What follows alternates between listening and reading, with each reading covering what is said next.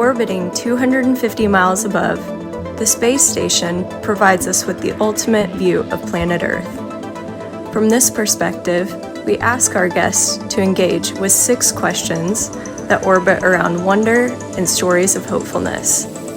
For the next few minutes, this is our Wonderspace.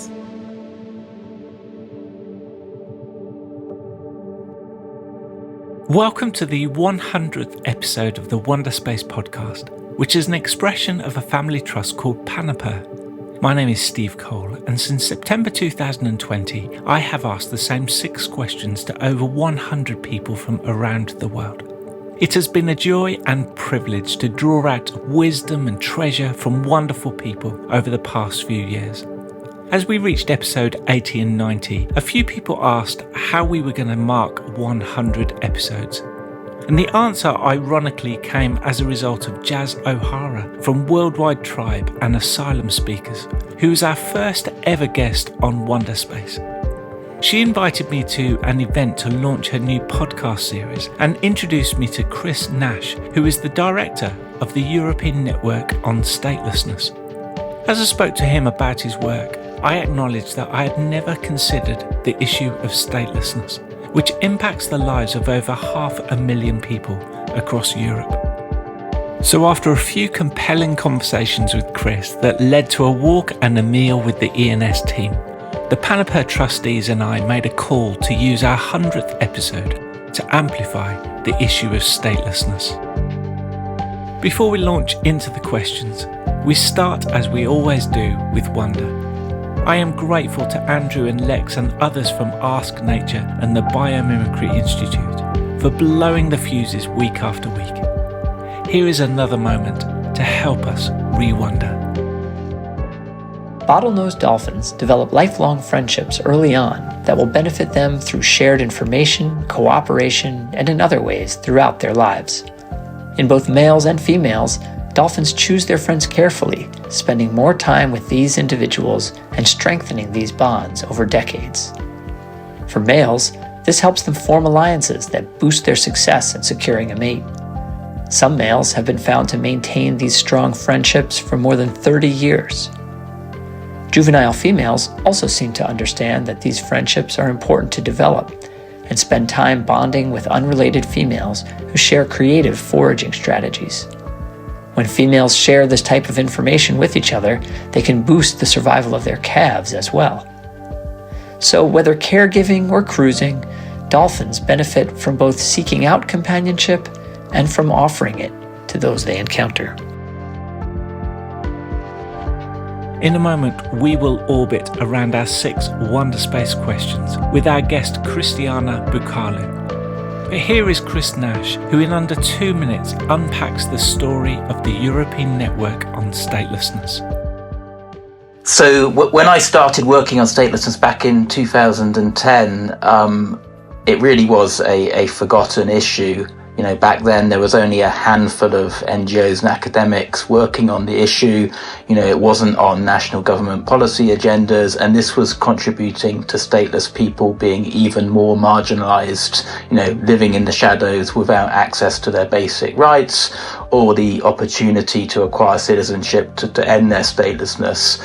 So I and a few of us really wanted to do something about this, and we had this amazing meeting where we all came together in London in 2012, and it was one of those meetings where the energy in the room was such that within an hour we had a name, a mission statement, and ideas for a website. And you know, that's how the European Network on Statelessness was born in 2012. And then since then we've grown to have 170 members in 41 European countries and a staff team of 10. So it's really mushroomed. And I guess in a nutshell, what we do, we try and act as a catalyst to inspire change, and as a network we act as a coordinating body, that could be supporting our members with legal advice or litigation work. It could be providing them with sort of the data and information they need to lobby their governments at national level, or we can act as an interlocutor towards the European Union or the Council of Europe or in other global processes trying to advance the rights of stateless people. And last year we were pretty excited to celebrate our 10th anniversary as a network, and we're really proud of what we've achieved, but there's so much more we want to do. But in order to sort of meet our ambition, we need to find new partners, new donors and new supporters to really drive forward change, because we believe ending statelessness is possible. You can find out more about the network at statelessness.eu. Here is Chris again, providing a runway into our 6 questions and telling us why he nominated Christiana. So when we set up ENS back in 2012, to be honest, we were a bunch of policy people. We were really passionate about the cause, but none of us had lived experience of statelessness. And in hindsight, we weren't fully representative. So when we were putting together our last organisational strategy back in 2018, we decided we wanted to better centre stateless people. We wanted to make sure that they were informing and helping us to deliver our mission. And to sort of put that in motion, we embarked on a mapping exercise to try and find and reach out to stateless people and stateless groups across Europe. And now we have a group of stateless changemakers, as they like to be called, who we meet on a monthly basis, and we try and facilitate a discussion space, but also to try and help enable and build their capacity to have their voices heard in policy arenas at national level and across Europe. And I guess it's through that process that we came into contact with Christiana, who was doing something a bit similar herself with her Statefree initiative. And we immediately gelled. She came onto our advisory committee, our board of trustees. And I have to say that Christiana and the other stateless changemakers, they really inspire me and the rest of our team in terms of what they do. Christiana's assumed such a leadership role on the issue in Europe and globally. And I think it's really through, hearing from the perspectives of people like Christiana that we can bring about change. And it's for this reason that I wanted to nominate her for your 100th edition of the podcast, because people need to hear her so we can achieve the change we want to see. Christiana, it's so good to have you on board for our 100th episode. If we could do a fly past over any part of the world that is significant to you, which place, city or country would it be and why?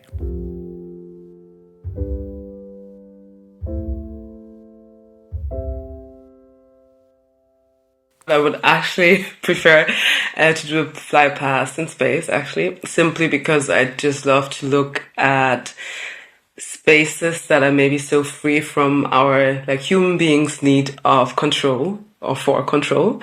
So I would love to actually look at a space that hasn't been reshaped yet, that hasn't been changed yet, and hasn't been maybe sectioned into different kinds, but is still free from the touch of humankind. Christiana, give us a glimpse into your life story so far, with an emphasis on what you are doing currently. I was born in Germany, I grew up in Germany, and I was born as a person who was stateless. So I'm a person who doesn't have a nationality. That was something that shaped my life, but I didn't really notice as a child. I noticed that things were different, but I also noticed that my parents were very much focused on making sure that I focus on school, that I focus on education, that I focus on unfolding my true potential. So I focused on friends and fun and dancing and everything else. And also started working in a more, happy place of corporate, meaning that I worked in communications and media. And then at some point when I grew older, statelessness kind of caught up in me. And that led to a situation in which I decided to actually focus more on the topics. And that also led to a situation in which I'm now the founder of an organization that is called Statefree.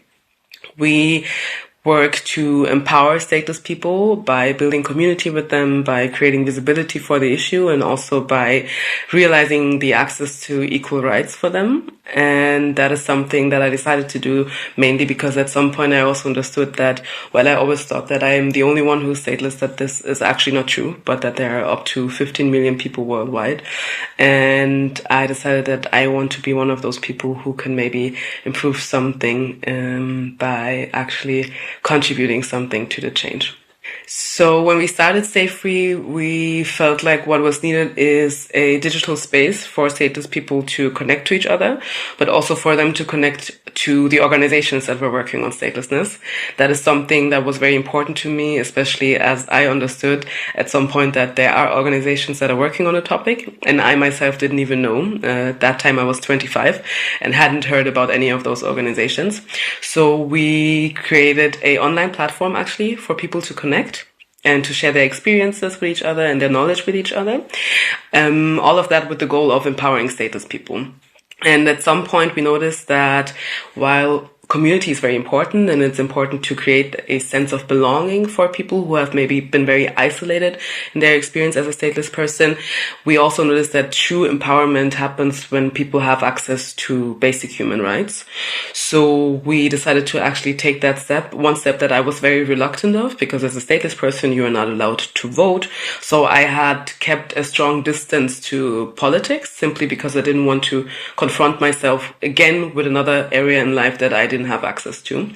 But we still decided to at least try it out. And with politics, we are currently very much focused on the German and European space. And our goal is to make sure that people who are stateless in Germany currently, we have over 122,000 people who are without nationality, something that is not known to the broader public, oftentimes also not known to politicians in Germany. And we have decided to raise awareness in politics, educate politicians on the reality of statelessness currently in Germany, and have been working very closely actually and collaborating very closely actually with members of the German parliament to define and identify the different parts of legislation that need to be changed in order for stateless people to actually have access.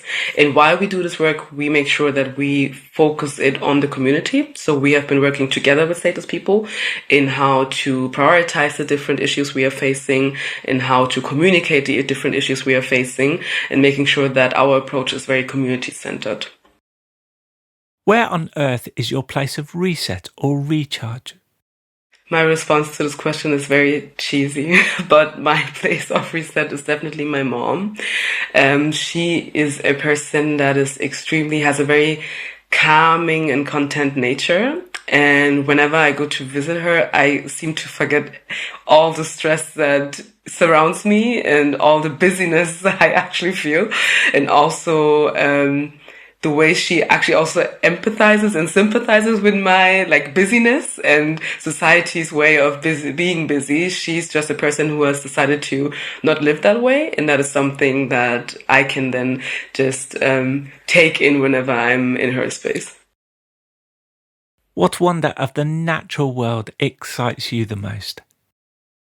For me, it's mountains and forests. I had the pleasure of growing up in Munich in Bavaria, so I have been fortunate enough to be surrounded by the Alps, so by mountains, but also rivers and trees and forests.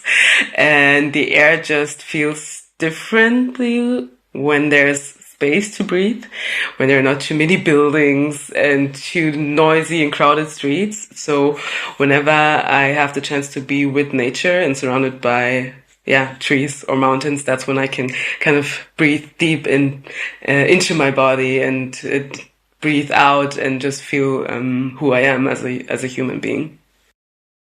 What is your story of hopefulness that's not your own, about a person, business or non-profit who are doing amazing things for the world? In general, as a person, I always thought of myself as a person who has a lot of hope. I have to say with, all the things that have been happening in the last few months, but also years since the pandemic started, I feel like this level of hope has been decreasing step by step, but sometimes even without me actually noticing.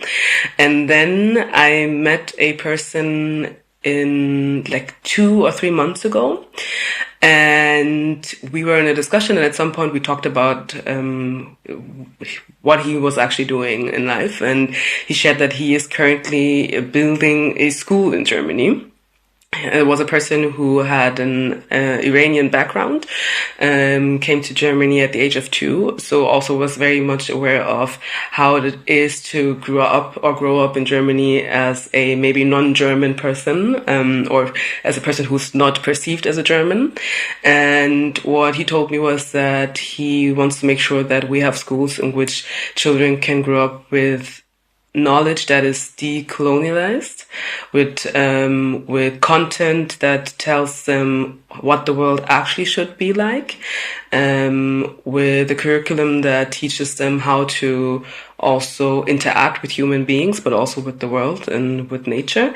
And actually, when he shared it with me, I noticed that I started crying, and that was very surprising to me. I'm not a person that cries easily, but in that moment, I understood that I had lost so much hope for the future, although I wouldn't have thought so. But in that moment, I realized that what he told me gave me so much hope, because starting with children and starting with education for me seemed like something that would actually make a difference in future.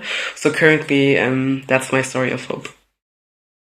Finally, Christiana, as we prepare to re-enter the Earth's atmosphere, what insight, wisdom or question would you like to leave with us?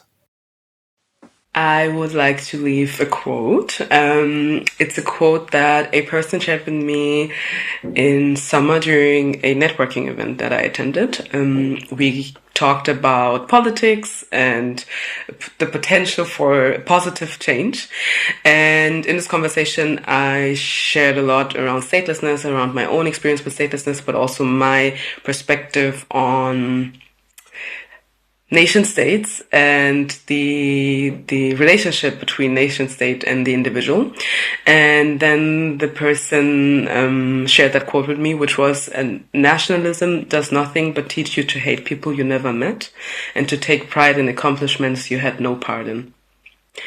And when he shared that, my first reaction was actually laughing, because in that moment it felt like, so that's the vocabulary that actually explains what I feel oftentimes.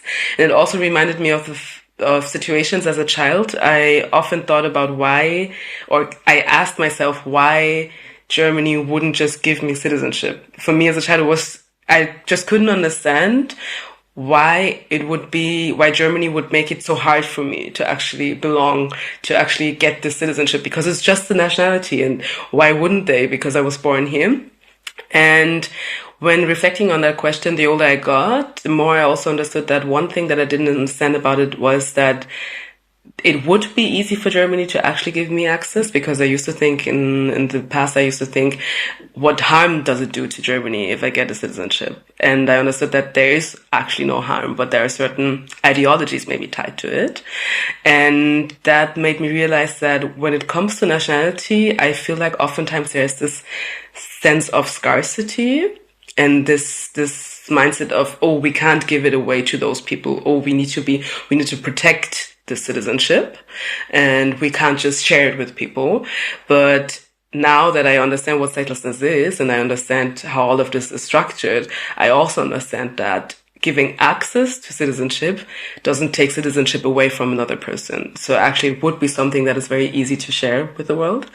And instead of us focusing on this scarcity mindset, we should actually focus on the abundance of it, because there should be abundance of human rights, and there should be an abundance of nationality in that sense also.